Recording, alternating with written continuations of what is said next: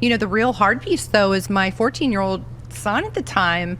He sat down to dinner and I was like, hey, what do you think about mom doing OnlyFans? And I said, I need you to understand, you are going to walk into school and some kid's going to hold up a phone and I'm going to be naked on it. And they're... I'm so for real. See me, just put me on Craigslist, mom. So you know how they're about to come treat me at school and you're still going to do this, bro? Yeah, man. I'm positive the dad isn't in the picture. Almost positive. So what does this say about this woman? She's a terrible person? Pretty much. I doubt it's for the money either. She just wants the attention and feel validated since she older. She willing to ruin her son's life to get attention and feel validated again. It's pathetic. Telling me you know that they're going to be at school airdropping you butt naked to everybody. They're going to airdrop you butt naked to me.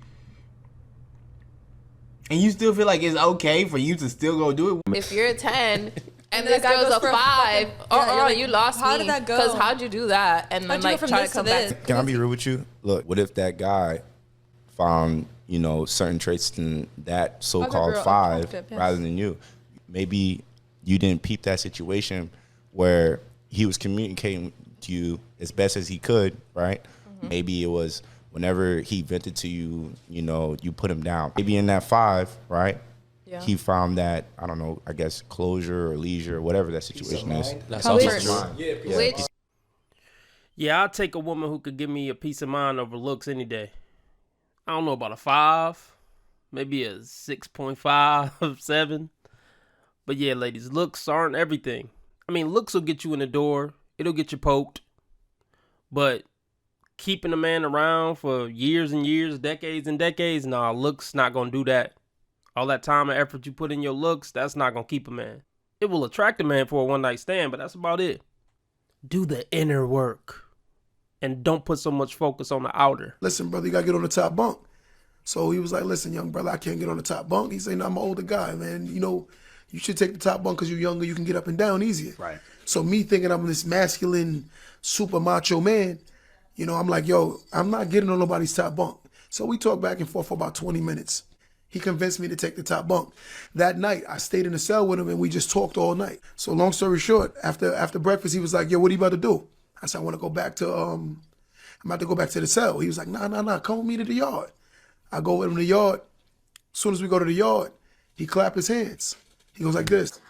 About 30 Muslims lined up. And he said, I'm Mujahid. He said, if I would have got on that top bunk, I would have killed you this morning. Wow. You know, he was the imam, meaning the high priest. Okay, the lesson we're going to learn from this, people, is humble yourself. Yeah, walk through life and be humble. Because first off, you never know who you're talking to. People so, you know, free with being disrespectful and loud and talking to people however they want. Nah, I don't care. I don't give a, you know, all this. Hey, never know who you're talking to. Might mess around and get clipped running off at your mouth to the wrong person.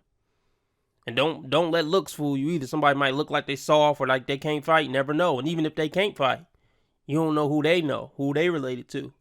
It's best to just be humble. You think dating a toxic man is exhausting? Try dating a mature one. That is exhausting. Because you know what these mature men do? They come to you with solutions and communication and reassurance and all of that good stuff. And you know what that means? If I feel like something's not right, that's on me. I don't want that. Yeah, ladies, this is why you shouldn't get around in your younger years and date toxic guys. Because you get used to it and almost become accustomed to it. Maybe even like it a little bit. So when you actually do get with a decent guy who will make a good partner, you don't even know what to do with that. You're almost disgusted by it. Like, what is this? I don't get to be my same toxic self because he's doing everything he's supposed to do. No, I don't like that. I can't browbeat him and nag him to death because he's actually being a good person. Yuck. That gives modern women the ick. But this goes to the whole theory about once she for the streets, she always for the streets. Because now she doesn't even know how to function in a healthy relationship, even if she wanted to at that point.